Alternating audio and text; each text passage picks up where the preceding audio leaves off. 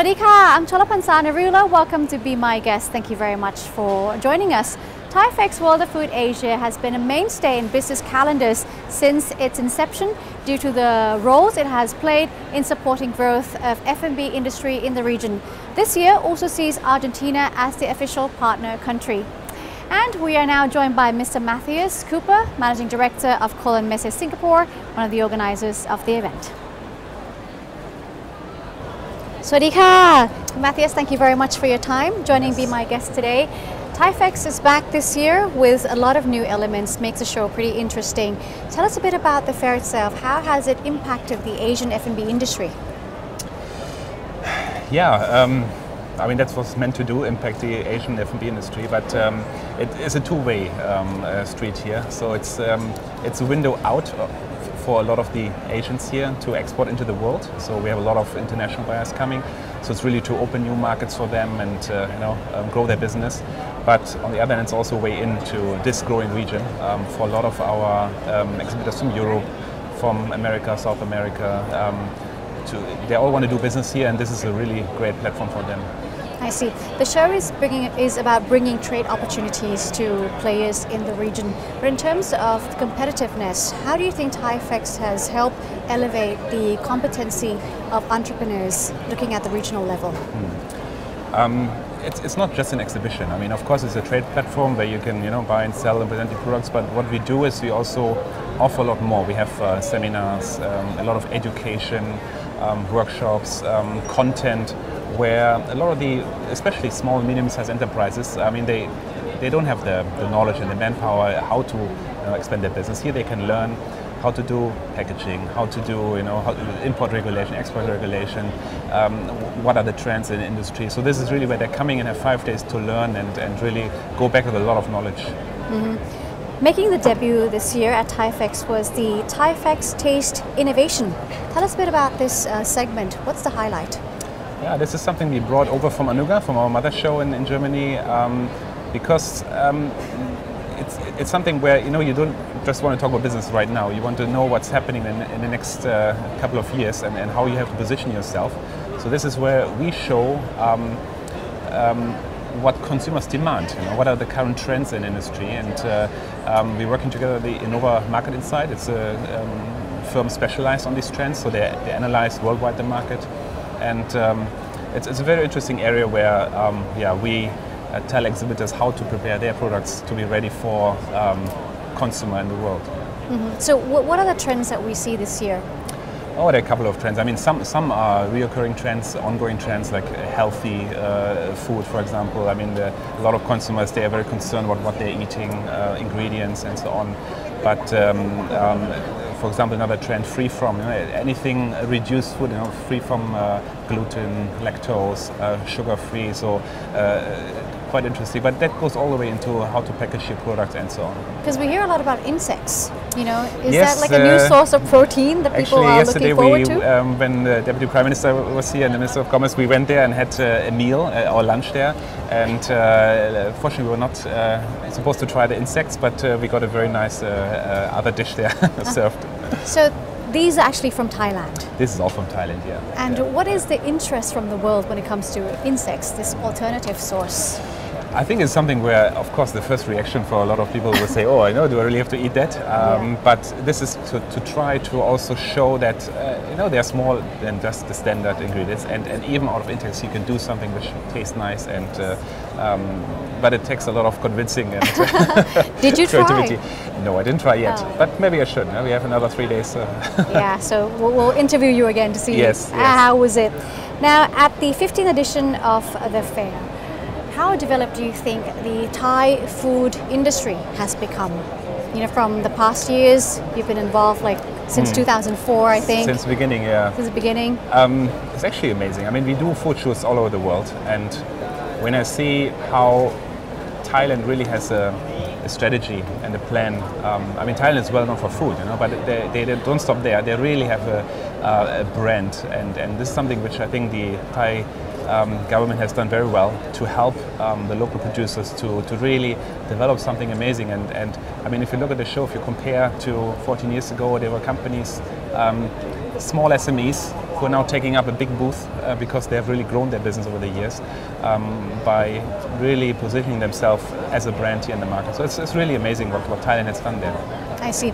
And the fair this year, I believe that the overall floor space has been increased to its maximum 100,000 square meters, is it? Yeah, let's say that it's the maximum at the moment what the venue can offer us, but we are looking at all kind of ways to expand. We have the last few years, every year we have added 2 more halls to satisfy the growth. And of course, we don't really want to stop there because we still have a lot of companies who are interested to come. But for the time being, it's what the venue can offer, 107,000 square meter, and we need to see what's next.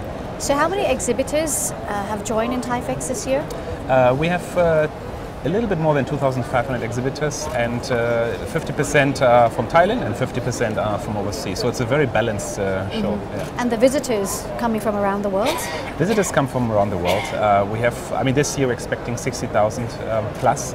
And this is really global visitors. We have a lot of hosted buyers. So we are focusing on really bringing high quality buyers to the show.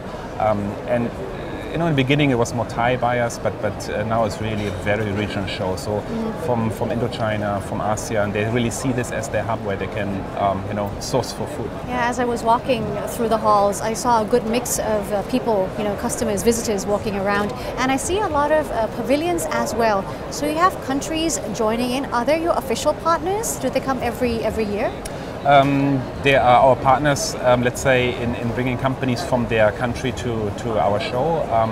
And this was also, it evolved over the years. In the first years, we had just the neighboring countries. We had Malaysia here, we had, Vietnam here. And this has grown step by step, Korea, Japan, and then suddenly the Europeans came. And so what we realized, now we have started a concept of partner country. And every time a country became partner country, they came back year after year. So it was kind of the stepping stone into the market. And we have partner country in the past, Italy, Germany, Japan, and they came back bigger and bigger every year. And this year we have Argentina for the first time. Argentina. Yeah. So you have South American countries now joining. Why are they interested in the Southeast Asian market?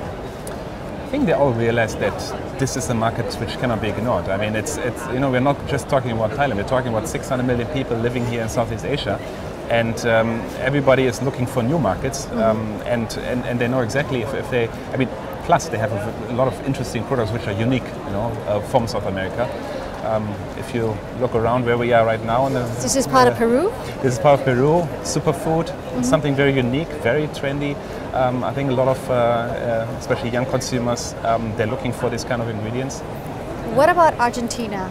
You mentioned about them having unique products. When I think about Argentina, I'm not too sure. What do we import from them? Of course, a lot of people think about meat. And wine, but actually, when you look at the booth here, they don't really have so much meat and wine. It's all kinds. They have snacks, they have drinks, so it's really a mix here. But they've realized that with they are produced there, that they can open a market here. And a lot of people are very curious about trying food from different markets.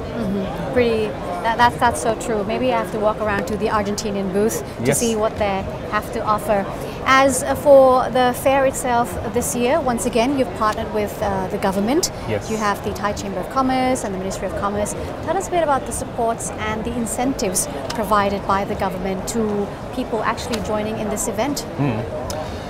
It's quite a unique partnership. It's a public-private partnership. So we are really a professional exhibition organizer with our global network, and the Ministry of Commerce and the Thai Chamber of Commerce are our local partner for the last 15 years now. What they're doing is basically helping Thai SMEs to grow their business, to export, and they're helping them to exhibit.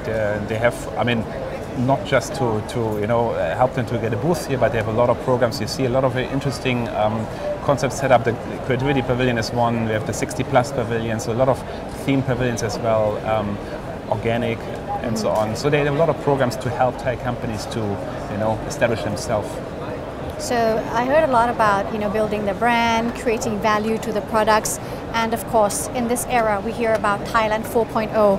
When it comes to the agricultural and the food industry, how has technology and innovation driven this sector? I think it's important for a country that, it's not just to export the raw material, but to also create value here in the country and then export with creative products, processed products. I mean, if you look at rice, you can export rice, but you can also do a lot with rice, and snacks, healthy food, and so on.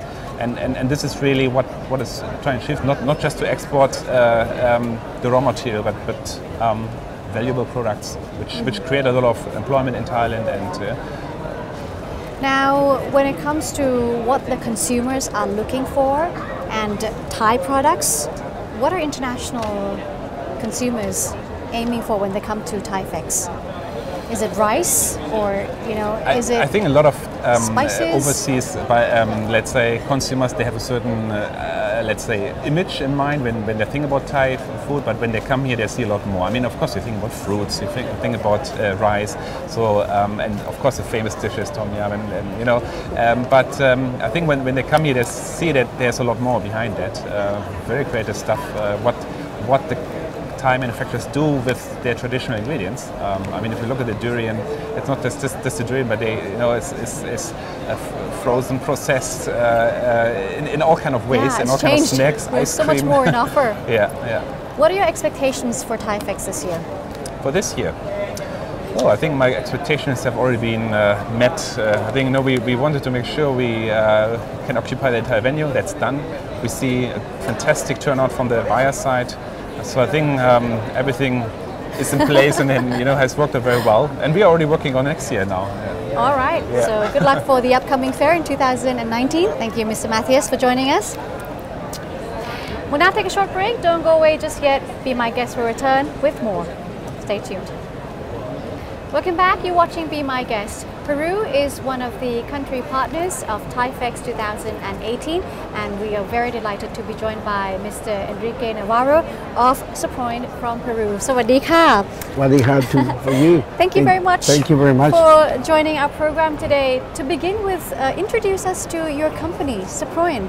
Well, Saproin is a company that was founded by a colleague of me, and we have the vision to bring some healthy food for the world.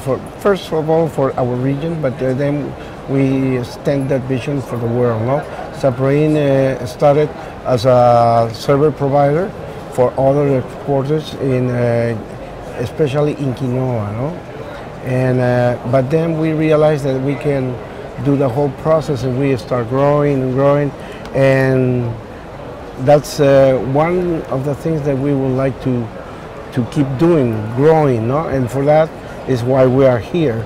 We are here because we think that this market here in Asia is a very good market, and also is a market that has not been already developed with the quinoa stuff, no? So me and other exporters are here to promote that quinoa, and that's why we have that slogan that says Peru Superfoods Territory, no? Superfood Territory, and this is for you to have it and to read a little bit more about our Andean grains. Superfood is one of the trends. It has been one of the trends that has been catching up in Thailand, in the region, since a couple of years back. So quinoa is actually from Peru? Yes, it's from the Andes region, but mostly from Peru. Okay, we have 3 different kinds of quinoa. We have the red quinoa, the black quinoa, and the white quinoa. No? What's the difference? Well, really the difference is basically the color, no? But the nutrition facts are almost the same. Nutrition facts are almost the same, and it's the time of cooking probably, because ones are more stronger than others, no? But and they use it for different kind of things. People like more the white one for salads and things like that. The black one can go also to mix with rice, and there are many dishes and plates that they can prepare with quinoa. We have also kind of products that are started with quinoa. We have quinoa flakes, we have quinoa flour, we have instant quinoa dry it, quinoa roast it, that you can use it in salad also with chicken, with fish, whatever you want to put there. Quinoa is a great Ingredient. food. Great food. Yeah, it's a great food. We also bring some cacao. We have all other Indian and Andeans grains, but basically quinoa, no? I see. Because what we find here in Thailand would be the white quinoa. Yes, right now I think it's the one that is more well known here in Thailand, no? But we are introducing the other kinds of quinoa, the black one and the red one.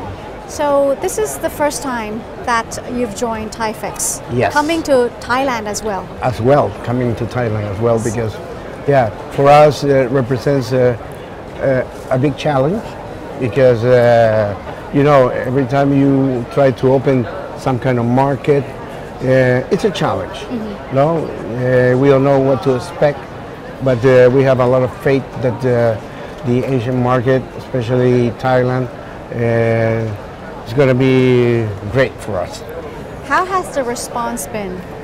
So far, yeah, we have a lot of people that are interested, a lot of businessmen interested in our products. So we think that at the end of this fair, we're going to have a very successful fair.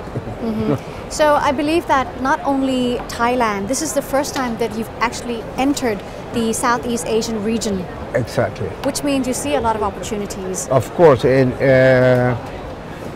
being here in this huge environment with a lot of businessmen, a lot of enterprise people, yes, we know for sure that we can have a lot of opportunities, no? And we thank for that. I see. Now, coming here at the booth itself with the products that you've brought from your company, is it basically cacao? Because I see some coffee beans and quinoa. Are they the star of the company? They are the stars, but we also have some products like gems. We have gems that are mixed with jacon. Jacon is a root from Peru that is very healthy for people that has diabetes. They use it to control the diabetes. It's a healthy jam? Yeah. It is made from what again? It's made about jacon, quinoa.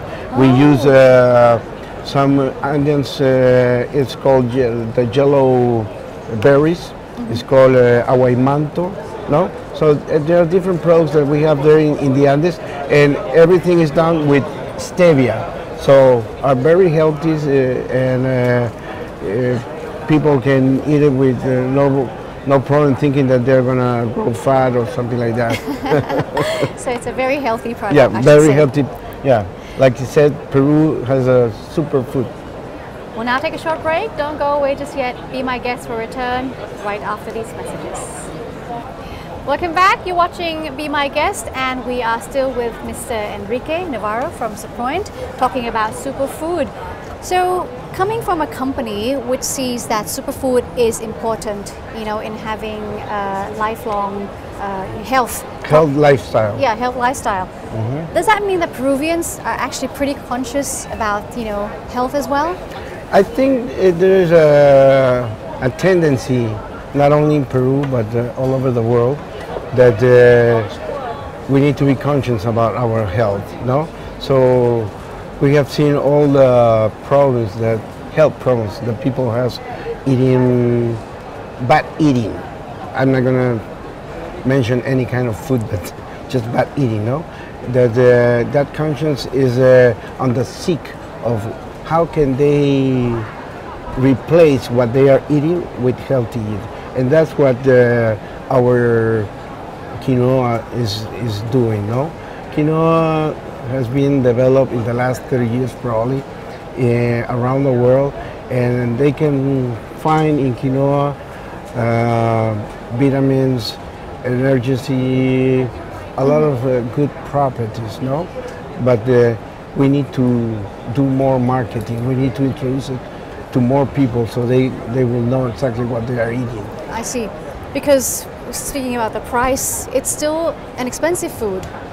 It is, because you know, if somebody is importing small amounts, it's more expensive than if you massify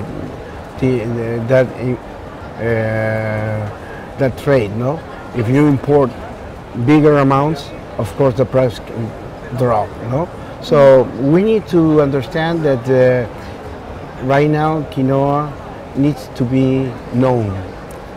Needs to be known. People needs to know the properties. Needs to know how benefit it is, so they will start, because the importers are not going to bring a product that people are not consuming. Okay, so I think we have a challenge here, how to promote these healthy grains to the people. How can we put in their minds that this is a good product, so that demand will start growing and we can spread all over the world. So you've been pretty successful in Peru, but then in Thailand, in a market here in Asia, how do you plan to penetrate into this side of the world? Well, I think that our embassy has been doing a great job with that. No, he has been inviting chefs from Peru that are well known, and they are bringing ways how to prepare, how to use this quinoa in salads, in second dishes, and things like that. No, so it's like a ants work, little by little, little by little. No, and this kind of interviews help us a lot to let people know about our products. That's very true. And of course, thanks to you for bringing such wonderful superfood to let the Thai customers realize how important it is, you know, what you eat in order to stay healthy. Apart from quinoa, looking around here, I also see chia. Of course. From the Andes as well. It's as for the Andes as well. So what does it do? It helps detox, or? Detox, helps you control your weight, and also give you energy. We have maca, we have aguaymanto, we have a lot of Andean grains and fruits that are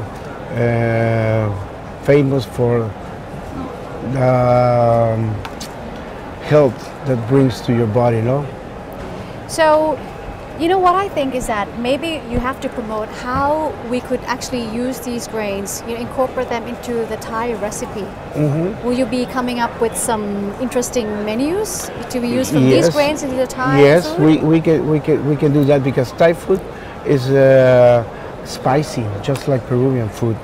And also the other thing that we have been thinking is that we can introduce it in flakes, no? That people can have, like the corn flakes, but they can mix it not only with corn, but only with quinoa, and they can make a mix of corn flakes, and people can have it in breakfast every day. So things like that. We need to be creative. You've got to have your chefs working. Of course. I had a chance to try some of the chips with an interesting dip, and that's actually avocado. Oh yes. And the Peruvian chili. Yes, it's a yellow Peruvian chili. We have an excellent chef here, Natalia. She's gonna probably explain you how this is prepared, how she managed that avocado.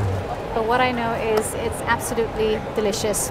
Tell us a bit about the expectations from joining this event this year. You know, what's your expectation, or the amount of customers, business partners that you might come into contact with, or deals that you might make? Any expectation in mind? Well, yeah, we have big expectations. We have contact people not only from Thailand, but also from other parts of Asia. No, we have contact people from Vietnam.